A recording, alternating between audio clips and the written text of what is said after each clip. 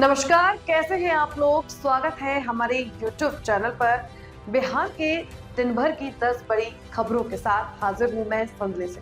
खबरों की शुरुआत करें उससे पहले आपसे अनुरोध करते हैं कि यदि आपने हमारे चैनल को सब्सक्राइब नहीं किया है तो आज ही सब्सक्राइब करें, और ताकि बिहार की ताजा तरीन और राजनीति से जुड़ी हर अपडेट आपको हर दिन मिलती रहे। तो चलिए करते हैं खबरों की शुरुआत।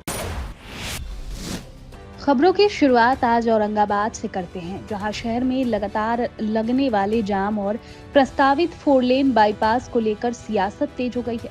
इसी क्रम में पूर्व सांसद सुशील कुमार सिंह ने बुधवार को प्रेस वार्ता कर यातायात समस्या को गंभीर मुद्दा बताया। पूर्व सांसद ने शहर के ओवरब्रिज और प्रमुख चौक चौराहों पर रोज लगने वाले भीषण जाम पर चिंता जताई। उन्होंने NHAI द्वारा प्रस्तावित करीब 19 किलोमीटर लंबे 4 लेन ग्रीन फील्ड बाईपास पर विशेष ध्यान दिखाते हुए कहा कि इसका निर्माण नगर परिषद क्षेत्र से बाहर होना चाहिए ताकि शहर के भीतर ट्रैफिक का दबाव कम हो सके। सुशील कुमार सिंह ने उम्मीद जताई कि बाईपास की नई अलाइनमेंट को जल्द मंजूरी मिले और निर्माण कार्य शुरू होकर आम लोगों को जाम से राहत मिले। कि पहले औरंगाबाद में बाईपास के निर्माण का जो प्रस्ताव तैयार हुआ उसमें निर्माण में आने वाली लागत से कहीं अधिक ज़मीन के मुआवजे की राशि हो जा रही थी, तो व्यवहारिक रूप से ये फिजिबल नहीं था। इसलिए NHAI ने इसको तात्कालिक रूप से स्थगित किया था, पोस्टपोन किया और दूसरा नया प्रस्ताव बनाने को कहा। तो दूसरा नया प्रस्ताव भी लगभग बनकर तैयार है, जो खैरी मोड़ से शुरू होगा और भरपूर गांव के समीप रिसियप से पहले वो समाप्त होगा, जिसमें कि आपके मंजुराही, रायपुरा, भरथौली, पवई आदि गांवों के बगल से गुजरते हुए लगभग 19 किलोमीटर की लंबाई में बाईपास का निर्माण होगा। और इस बार मुझे लगता है कि जो नया प्रस्ताव है करीब करीब यही होगा, यही रहेगा, इसी पर निर्णय होगा। और 2026 में मुझे लगता है कि बाईपास निर्माण का कार्य शुरू हो जाना चाहिए।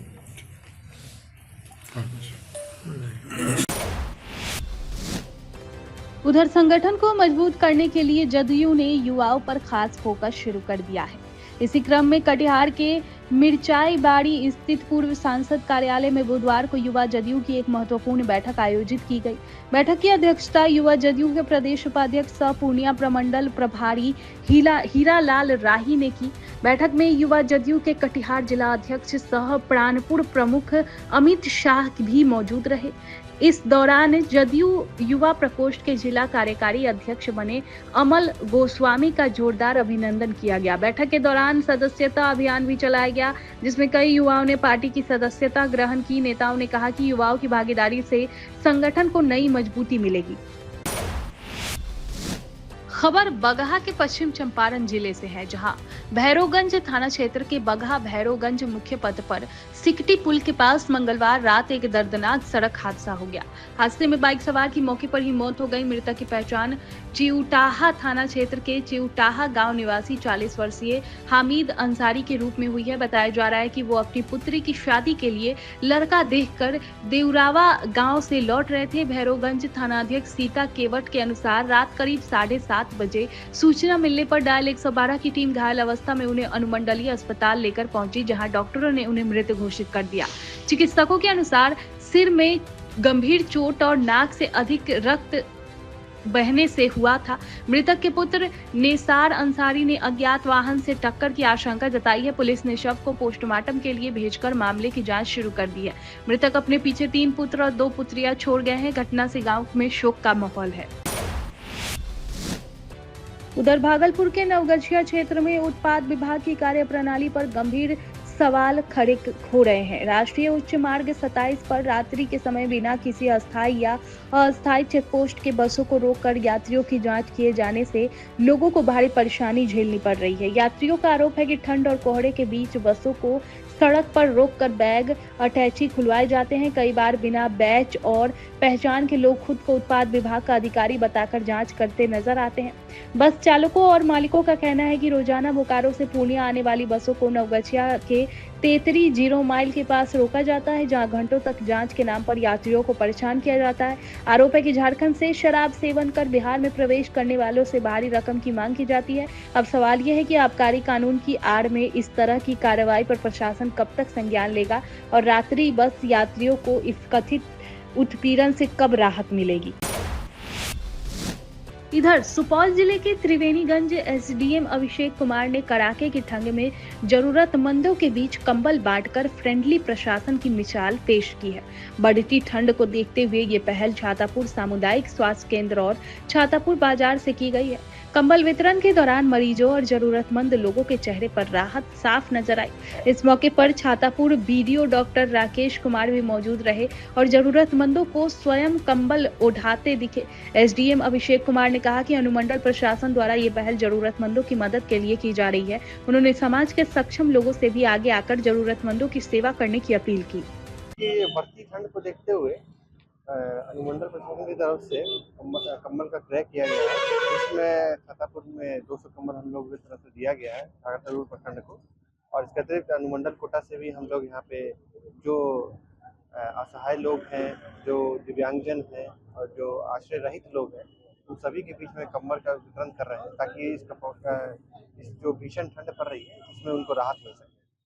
मेरा यही अनुरोध है कि सब लोग इस ठंड के मौसम में संभल कर रहें और जो भी यथासंभव हमारे तरफ से मदद होता है अनुमंडल प्रशासन की तरफ से हम लोग कर रहे हैं और करते रहेंगे, और इसमें सामाजिक लोगों का भी हम लोग को सहयोग मिले, यही मेरा अनुरोध है सभी लोग। सर, प्रशासन के स्तर से पहली बार इस तरह का पहल किया गया है और बाकी जो अधिकारी है, पदाधिकारी है, जो उसको क्या कुछ मैसेज? ये जो बाकी जो पदाधिकारी है वो लोग भी अब फील्ड में घूमेंगे और जो भी जरूरतमंद रहेंगे उनको कंबल का वितरण पदाधिकारी के माध्यम से होगा। और बाकी लोगों सभी लोग से अपील है कि जो भी जरूरतमंद आप लोग को दिखे, अगर आप समर्थ हैं उनकी मदद जरूर करें इस ठंड में, ताकि ये जो मौसम है तो सही तरीके से वो लोग निपट पाए इससे। अगली खबर का रुख करें उससे पहले हमारे प्रमोशनल वीडियो को जरूर देखिए। आपसे एक छोटी सी गुजारिश है कि अगर आपने अभी तक हमारे चैनल को सब्सक्राइब नहीं किया है तो बिना देर किए आज ही सब्सक्राइब करें और पाएं बिहार की हर बड़ी खबर बस एक क्लिक। बिहार झारखंड की हर बड़ी खबर अब आपकी जेब में। क्या आप बिहार और झारखंड की खबरों से पीछे रह जाते हैं? इंडिया न्यूज वायरल के साथ जुड़े और पाएं सबसे तेज अपडेट्स, चाहे वो राजनीति हो, वायरल वीडियो हो या आपके शहर की ताजा घटना। सब्सक्राइब क्यों करें? सबसे तेज ब्रेकिंग न्यूज अलर्ट्स के लिए, वायरल और ट्रेंडिंग वीडियो सबसे पहले, सच्ची और सटीक रिपोर्टिंग। देर ना करें, आज ही सब्सक्राइब बटन दबाएं और अपडेटेड रहें। खबर वैशाली जिले से है, जहां ईंट भट्टा शुरू होने के दिन ही बड़ा हादसा हो गया। बिदुपुर थाना क्षेत्र के रहीमापुर में स्थित किंग ईंट भट्टा की 80 फीट ऊंची चिमनी अचानक तेज धमाके के साथ धराशायी हो गई। हादसे में 2 फायरमैन और भट्टा मैनेजर गंभीर रूप से झुलसकर घायल हो गए। बताया जा रहा है कि पूजा पाठ के बाद जैसे ही चिमनी में आग लगाई गई, उसी दौरान गैस बनने से विस्फोट हो गया और पूरी चिमनी भरभरा कर गिर पड़ी। मौके पर मौजूद लोगों ने भरभरा कर भागकर जान बचाई। घायलों की पहचान इलाहाबाद निवासी 2 फायरमैन और भट्टा मैनेजर के रूप में हुई है। तीनों को आनन फानन में इलाज के लिए हाजीपुर सदर अस्पताल में भर्ती कराया गया। घटना के बाद इलाके में अफरा तफरी मच गई है। पुलिस मामले की जांच में जुटी है। घटना हुआ था, जैसे हम लोग काम कर रहे थे, आज चिमनी फुका रहा था, तो हम लोग बाहर में बैठे हुए थे कि फुका जाएगा ना, तो हम लोग खाना वाना बन रहा था वहाँ पर। तब जब हम लोग बन दिए तो भट्टा में हो गया 3-4 मिनट, उसके बाद में भट्टा आवाज हो गया। हाँ, भट्टा आवाज हो गया तो हम लोग भागे, पूरा धुआं हो गया, पूरा धुआं हो गया ना। तो मेरा बेटा वहीं पर था, तो वो वहाँ पर दीवार से नीचे आ गया था, तो उसके बाद जेसीबी से हम निकाले। कई आदमी वहाँ पे थे चिमनी के पास में? अभी चिमनी के पास में वहाँ पर 100 आदमी था। कई आदमी घायल है? घायल होगा।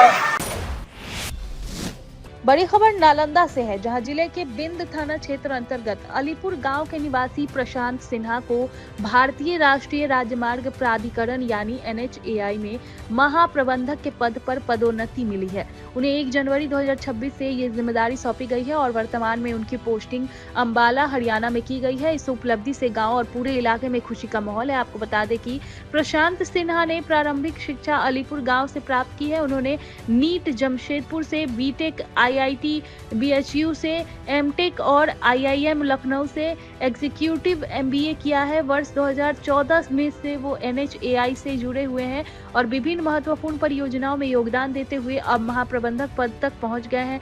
अपनी सफलता का श्रेय प्रशांत सिन्हा ने माता पिता, परिवार, गुरुजनों और गांववासियों को दिया है। उनकी उपलब्धि क्षेत्र के युवाओं के लिए प्रेरणा बन गई है।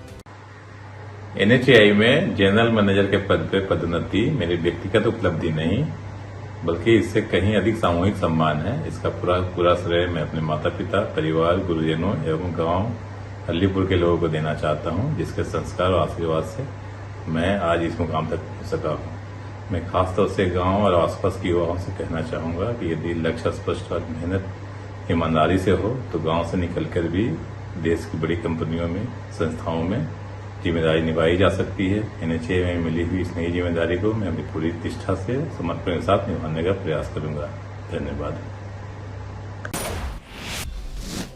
उधर सारण पुलिस ने संगठित अपराध के खिलाफ बड़ी कार्रवाई करते हुए नगर थाना क्षेत्र के एक अपराधी को गिरफ्तार किया है। इसकी जानकारी साइबर DSP ने बुधवार को प्रेस वार्ता में दी। उन्होंने बताया कि उप महानिरीक्षक सह वरीय पुलिस अधीक्षक सारण के निर्देश पर जिले में नशा, अवैध शराब और हथियार तस्करी के खिलाफ विशेष अभियान चलाया जा रहा है। इसी क्रम में 6 जनवरी 2026 को शाम गुप्त सूचना के आधार पर नगर थाना क्षेत्र के दहियावा दरगाह गांव में छापेमारी की गई। छापेमारी के दौरान पुलिस ने लखन राय को गिरफ्तार किया, जबकि उसके अन्य साथी अंधेरे का फायदा उठाकर फरार हो गए। तलाशी में पुलिस ने करीब 5,09,000 रुपए नगद, अवैध शराब, धारदार हथियार, देशी कट्टा, तलवार, बड़ी संख्या में चोरी और छीने गए मोबाइल फोन, स्मार्ट घड़ियां और ईयरबड्स बरामद किए। पूछताछ में आरोपी ने स्मैक, अवैध शराब और हथियारों की तस्करी के साथ साथ मोबाइल चोरी, छिनतई और रंगदारी में संलिप्तता स्वीकार की है। पुलिस ने आरोपी को गिरफ्तार कर आगे की कानूनी कार्रवाई कर दी है। अधीक्षक सह वरीय पुलिस अधीक्षक सारण के दिशा निर्देश में सारण पुलिस लगातार नशा के विरुद्ध में कार्रवाई कर रही है और इस संबंध में एक नशा विनाशक दल की भी गठन की गई है और इस दल के द्वारा लगातार उपलब्धि दर्ज की जा रही है। इसी क्रम में कल दिनांक 6/1/2026 को गुप्त सूचना प्राप्त हुई कि ये दहियावा दरगाह क्षेत्र में राजेंद्र राय, शत्रुघ्न राय और राजू, पिता स्वर्गीय किशुन राय के द्वारा जो है और इनके पुत्रों के द्वारा जो है नशा का जो है बड़े पैमाने पे व्यापार किया जा रहा है। तो टीम के द्वारा जो है इनके घर पे बहुत ही सघन जांच किया गया और जांच के दौरान जो है हम लोगों को बहुत सारी चीज़ें मतलब कि बरामद की गई है और इसमें जो है सर्वप्रथम जो है 5,01,000 रुपए कैश जो है बरामद हुई है। साथ ही विदेशी शराब 2 बोतल, उसमें से एक 750 ml और दूसरा 180 ml का, और देसी शराब 10 लीटर। उसके साथ साथ एक अवैध हथियार, एक देसी कट्टा भी जब्त किया गया है और फोल्डेबल चाकू, अवैध हथियार में एक फोल्डेबल चाकू भी है। इसके अलावा जो मेजर उपलब्धि है उसमें टोटल 38 मोबाइल फ़ोन भी जो है हम लोगों के द्वारा जो है उसके घर से सीज किया गया है। इसके साथ 9 ईयरबड्स और 6 स्मार्ट वॉचेज भी इसके साथ जो है सीज किया गया है। इसमें जो एक गिरफ्तारी हुई है जो है उसका नाम लखन राय है। इस लड़के का उम्र 26 वर्ष है और ये इसके पिता का नाम राजेंद्र राय है। इनके साथ साथ जो है जो कुछ अभियुक्त का नाम जो इसमें संलिप्त है उनका नाम मैं बताना चाहूँगा। उसमें आयुष, अंकित, बिट्टू, गोलू, निखिल, ये सब भी इनके द्वारा भी संयुक्त रूप से संगठित अपराध किया जा रहा था और इस बड़े पैमाने में बड़ी कार्रवाई हुई है। इसमें हम लोग की ये बड़ी उपलब्धि है। इसमें जो भी मोबाइल जब्त किया गया है इसमें सभी की इस साइबर अपराध में भी शामिल होने की भी हम लोग के द्वारा जाँच की जाएगी। उधर गोपालगंज में ठगी का एक बड़े नेटवर्क का खुलासा किया गया है। विदेश में नौकरी दिलाने के नाम पर सैकड़ों बेरोजगार युवकों को से ठगी करने वाले एक शातिर आरोपी को पुलिस ने गिरफ्तार किया है। आरोपी के पास से 349 से अधिक पासपोर्ट, कई मोबाइल फोन और अहम दस्तावेज बरामद किए गए हैं। गुप्त सूचना के आधार पर हथुआ थाना क्षेत्र के मठिया गांव में छापेमारी कर पुलिस ने गुड्डू कुमार को गिरफ्तार किया। कार्रवाई का नेतृत्व हथुआ थाना क्षेत्र अध्यक्ष शोएब आलम ने किया। पुलिस के अनुसार आरोपी विदेश भेजने और अच्छे नौकरी दिलाने का झांसा देकर युवकों का पासपोर्ट, मोबाइल और जरूरत कागजात अपने पास रख लेता था। हथुआ एसडीपीओ आनंद मोहन गुप्ता ने बताया कि सूचना के सत्यापन के बाद कार्रवाई की गई, जिसमें सैकड़ों पासपोर्ट और महत्वपूर्ण दस्तावेज बरामद हुए हैं। पुलिस को आशंका है कि ये एक संगठित ठगी नेटवर्क का मामला हो सकता है। फिलहाल आरोपी से पूछताछ जारी है और आगे बड़े खुलासे की संभावना जताई जा रही है। क्या है पूरा मामला सर? हथुआ थाना क्षेत्र के मठिया गांव में एक व्यक्ति के द्वारा विदेश भेजने के नाम पर पासपोर्ट रखने एवं अनऑथराइज्ड ढंग से विदेश भेजने की सूचना प्राप्त हुई थी। इसी के आलोक में सूचना का सत्यापन किया गया और एक व्यक्ति को गिरफ्तार किया गया। उनके घर से लगभग 349 पासपोर्ट जब्त किया गया है एवं सीवी भी जब्त किया गया है। आम लोगों से अपील की जाती है क्या कि विदेश जाने के लिए ऑथराइज एजेंट से ही संपर्क करें, जालसाजों के चक्कर में ना पड़े। सर कोई इनके ऊपर एलिगेशन था पहले से? नहीं, इनका पूर्व से कोई आपराधिक इतिहास नहीं है। ये बड़ी खबर गया से है, जहां जदयू में बढ़ती अंदरूनी कलह उभर कर सामने आई है। जदयू के प्रदेश सचिव डॉक्टर चंदन कुमार यादव ने अपने पद के साथ साथ पार्टी की प्राथमिक सदस्यता से भी इस्तीफा दे दिया है। उनके इस कदम से पार्टी संगठन में असंतोष खुलकर सामने आ गया है। डॉक्टर चंदन यादव ने आरोप लगाया कि जदयू में संगठनात्मक लोकतंत्र खत्म हो चुका है और वर्षों से पार्टी को मजबूत करने वाले नीतीशवादी कार्यकर्ताओं की लगातार उपेक्षा हो रही है। उन्होंने कहा कि कुछ चुनिंदा नेता अपने करीबी लोगों को संगठन में और सत्ता से आगे बढ़ा रहे हैं, जिससे जमीनी कार्यकर्ताओं में नाराजगी बढ़ी है। प्रदेश सचिव ने बताया कि वे 20 से 25 वर्षों से नीतीश कुमार की विचारधारा के साथ जुड़े रहे हैं और कठिन दौर में भी पार्टी के लिए काम किया गया है। उन्होंने ये भी कहा कि ये इस्तीफा किसी व्यक्तिगत नाराजगी का परिणाम नहीं है, बल्कि पार्टी और नेतृत्व के हित में लिया गया फैसला है। फिलहाल उनके इस्तीफे से गया जिले की राजनीति में हलचल तेज हो गई है और जदयू संगठन के भीतर सवाल खड़े हो गए हैं। हम लोग पार्टी से दूर होंगे, लेकिन नेता से दूर नहीं होंगे। नेता का जो विचार है बिहार विकास का, उसकी सराहना तो हम जरूर करेंगे। और हमारे साथ हम ऐसा नहीं है कि अपने नेता को ही कुछ कह रहे हैं। हमारे नेता सदैव बिहार के विकास के लिए काम किए हैं, लेकिन अब जिनके पास जिम्मेवारी मिली है वो अगर उसमें भीतर घात कर रहे हैं तो इसमें नेता का कोई हमको नहीं लगता है कि दोष है। लेकिन आने वाले समय में शायद मेरे त्याग से सचेत होगी पार्टी। तो साथियों, आज के लिए बस इतना ही। कल फिर हाजिर होंगे बिहार की 10 बड़ी खबरों के साथ। मुझे दीजिए इजाजत। ताजा तरीन और राजनीति से जुड़ी खबरों के लिए आज ही हमारे चैनल को सब्सक्राइब करें और बेल आइकन दबाना ना भूलें, ताकि हर अपडेट आपको एक क्लिक पर मिलती रहे। और हाँ, कमेंट बॉक्स में अपनी प्रतिक्रिया जरूर दें, ताकि आपकी रुचि के अनुसार हम खबरों का चयन कर सकें। यदि आप भी हमारी टीम के साथ जुड़ना चाहते हैं तो नीचे दिए गए संपर्क सूत्र पर आज ही संपर्क करें और बने हमारी टीम का हिस्सा।